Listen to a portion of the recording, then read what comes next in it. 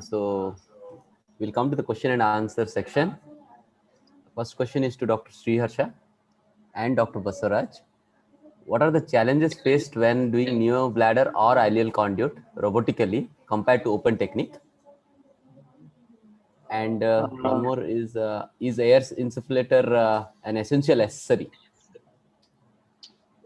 Yeah, the new blood, I think definitely not the right procedure to start initially when we start a robotic program. So maybe when we have enough experience with prostates and even the cystectomy part of the radical cystectomy part, then we can go on to do the ideal conduits first, and then maybe proceed to the neobladder part. The challenge will be again lack of tactile feedback, which may make sometimes to check if the neobladder is watertight might be difficult to visually, at least in the initial few cases.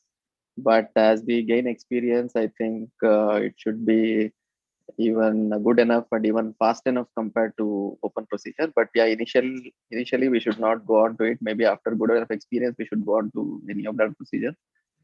So that would be what my answer would be to that. And regarding the air seal, yeah, air seal is regarding the basic mechanism of air seal. Unlike a regular insufflator, it has three channels: one for inflow, one for outflow, and one to measure the pressure.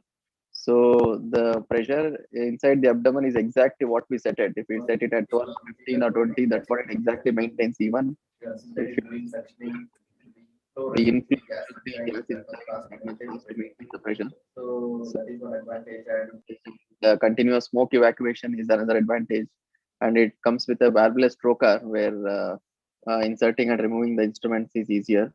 And apart from this, especially in these COVID times, the outflow has an inbuilt filter which filters up to 0.01 microns particles, so which captures even the COVID viruses. So there are several advantages with the AirSeal, especially in critical steps like DVC ligation and in partial nephrectomy when we are suturing or cutting the tumor. The exact intraabdominal pressure, we can raise it and maintain it to that level to stop the venous bleeding. So there are several advantages and definitely useful in a robotic procedure. Thank you, Dr. Sriharsha. Dr. Basaraj, would you like to add anything from your side? See, compared to the open procedure, in one open procedure also we use staplers, so the cost issue is not a major difference. Only thing is we are not used to handling the bowel or the ureters minimal invasive robotic surgery or laparoscopic surgery, and also the lymph node dissection which we do in an extended lymph node dissection may be challenging in a robotic procedure compared to open procedure.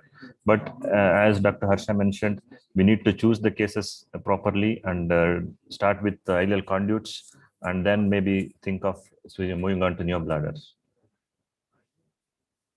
Thank you, Dr. Basaraj. And the last question is to Dr. Karthik. So, is the HIVAC having the same protocol as the BCG, and what is the cost of each session for HIVAC? Yeah, thank you, Dr. Subudhi. Many studies have been done, which I have put up on the in the presentation. Basically, HIVAC has been used as a salvage therapy kind of. In a new adjuvant setting, probably more trials requires to be done to tell the efficacy between HIVAC or heated intravesical mitomycin versus the normal mitomycin which we don't using without using HIVAC. And the cost at present is around 40,000 per session of HIVAC. Thank you, Dr. Karthik. So we come to the end of the webinar. Now I would like to request Dr. Mohan Keshamurthy to give the concluding remarks and the vote of thanks. Thanks everyone for participating in what has been an invigorating experience at the individual level. Fortis Cancer Institute is a niche setup in Bangalore, providing excellent single roof, single location oncological care. The range of surgical skills allied to a Da Vinci robot, as well as 3D laparoscopy, AirSeal insufflator, a BK ultrasound, and then a phenomenally adept medical oncology department supported by radiotherapy, the SRL highly advanced lab led by Dr. Kunal, And the nuclear medicine unit, both therapeutically and diagnostic, led by Dr. Gaina, has provided phenomenal outcomes in a long journey of mine, which has been over 16 years. Once again, good evening. Thanks for one and all for being a part of what has been a learning experience and a sharing experience for us. Thank you. Thank you all. Welcome.